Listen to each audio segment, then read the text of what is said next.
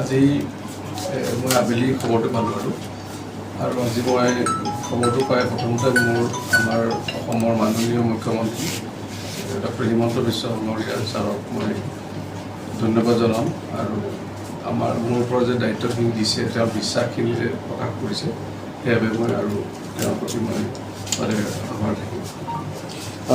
যেহেতু গম পাইছে শেহতীয়া যিখিনি পৰিস্থিতি সংবাদ মাধ্যমে হওক সামাজিক মাধ্যমে হওক যথেষ্ট চৰ্চা হৈ আছে, বিশেষকৈ GMCHৰ চিকিৎসক আৰু নাৰ্ছৰ যিটো অভাৱ তাক লৈ কিন্তু আজিৰ তাৰিখতো নাৰ্ছসকলে অভিযোগ দিছে, লিখিত অভিযোগেই হওক বা সংবাদ মাধ্যমে হওক কৈছে। গতিকে সেই আপুনি নতুনকৈ দায়িত্ব লৈ সেইখিনি নাইকিয়া কৰিবলৈ কেনেকুৱা কি ব্যৱস্থা?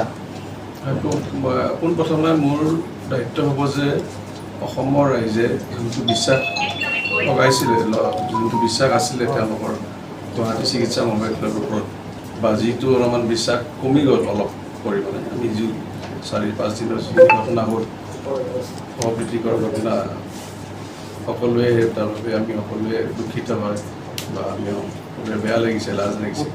সেই বিষয়ে সেই ঘটনাখিনি যাতে আৰু নহয়, মোৰ প্ৰথম যোনটো মোৰ দায়িত্ব হ'ব যে গোটেইখিনি চাই আমাৰ তাতে যদি কিবা কৰিব লগা থাকে, তাত নিশ্চয় কিবা কিবি কৰিব লগা থাকিব। বেলেগ বিভাগত অকল পেডিয়াট্ৰিক্স ডিপাৰ্টমেণ্ট বুলি নহয়, চাৰ্জিকেল, মই যিহেতু চাৰ্জাৰীৰ মানুহ, চাৰ্জাৰী আছে, আমি ইমাৰ্জেঞ্চিত আছে, মেডিচিন ডিপাৰ্টমেণ্টত আছে আৰু বাকী যোনখিনি অনুষংগিক হস্পিটেল মেডিকেল কলেজৰ লগত যেনে CN চেণ্টাৰটোৰ লগত লাগি আছে, তো সেইখিনি গোটেইখিনি এবাৰ চাব লাগিব। পটককৈ মই এটা বিষয় যোনটো মোৰ ইমান জ্ঞানটো নাই তাৰ বিষয়ে মই নকওঁ, কিন্তু নিশ্চয় আপোনালোকে যোনখিনি বস্তু উঠাইছে আগত দাঙি ধৰিছে সেইটো বিষয়ে চৰ্চা কৰিব লাগিব আৰু চৰ্চাখিনি কৰি লৈ উচিত এটা ব্যৱস্থা আনিব পাৰিম বুলি ভাবিছোঁ।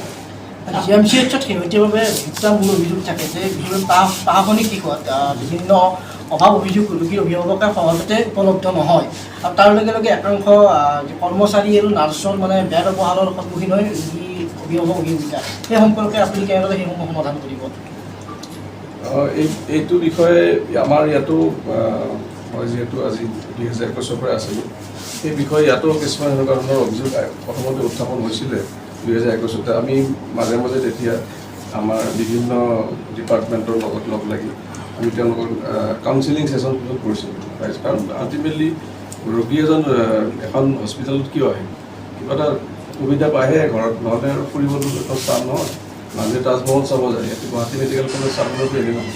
সেই নিশ্চয় সেইখিনি যোনখিনি অভিযোগ দিছে, নিজেও আমি কেতিয়াবা গ'লে বেলেগ হস্পিটেলত আমিও বিচাৰোঁ আমাক ৰাস্তাটো দেখাই দিব লাগে যোনটো পথ শুদ্ধ হয়। সেই বিষয়ে যোনটো আপোনালোকে উত্থাপন কৰিছে, কিছুমান আমি কাউন্সিলিং ছেশ্যন কৰিব লাগিব যে যাতে আমাৰ এই যোনটো বিষয়ে সদায় অভিযোগটো থাকে সেইটো দূৰ কৰিবৰ কাৰণে আমি নিশ্চয় আগবাঢ়ি যাব পাৰিম আৰু মই ভাবোঁ যে মই ইয়াৰে অভিজ্ঞতাখিনি তাতে লগ পাব পাৰিম। বিশেষকৈ নাৰ্ছসকলে এটা কথা খুবেই তেওঁলোকে দুখেৰে কৈছে, ঘটনাটো সংঘটিত হোৱাৰ পাছত ৰোগীয়ে হওক আত্মীয়ে হওক নাৰ্ছৰ প্ৰতি ব্যৱহাৰ বা চিকিৎসকৰ প্ৰতি যিটো ব্যৱহাৰ এটা বেয়া হৈছে। এই 3-4 দিনত যথেষ্ট তেওঁলোকে অসুবিধা পাইছে। গতিকে সেই বস্তুখিনি যাতে নাইকিয়া হয় তাৰ বাবে কেনেকুৱা কি সেইখিনি দূৰ কৰিবলৈ মই চেষ্টাটো কৰিমেই। প্ৰথমতে মই এবাৰ গৈ গোটেই স্থিতিটো চাব লাগিব, পটককৈ মই সেইকাৰণে বিশেষ এটা বাণী দিবলৈ নোখোজোঁ, কিন্তু মই আপোনালোকক মই এইখিনি আশ্বাস দিব পাৰোঁ যে আজি আৰু 1 মাহ পিছত আপোনালোকে নিজে এটা ডিফাৰেঞ্চ পাব বুলি মই ভাবিছোঁ। আৰু তেতিয়া যদি কিবা থাকে মুখতে আপুনি ক'ব পাৰিব যে তই দেখোন কৈছিলি, এইখিনি মই আশ্বাস দিলোঁ। মই আৰু ভগৱানো নহয় বা মই ছুপাৰমেনো নহয়, কিন্তু মই যিখিনি মোৰ সক্ষম হয় গোটেইখিনি ৰাতি দিনে কাম কৰি আপোনালোকৰ সহায় সহযোগিতা লাগিব, সদায় থাকিব বুলি মই ভাবিছোঁ এইটো। তো সেইকাৰণে মই মোক অলপমান সময় দিয়ক, গোটেইখিনি ভালকৈ চালি চাই লওঁ। বহুত বেলেগ জেগাত থাকে বেলেগ ডিপাৰ্টমেণ্টৰ অভিযোগ, এনেকুৱা নহয় যে সদায় মই চিষ্টাৰকে বেয়া বুলি ক'ম বা ডাক্তৰ।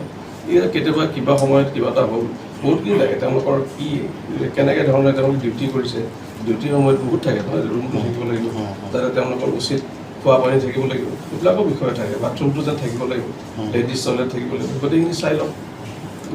চবেই যেন work place should B A place of worship, যাতে তেওঁলোকেও কাম কৰি ভাল পায় আৰু ৰোগীসকলেও এটা ভালকৈ এয়া দিব পাৰিব, শুশ্ৰূষা কৰিব পাৰিব। ধন্যবাদ, অভিনন্দন জনাইছোঁ নতুন দায়িত্ব।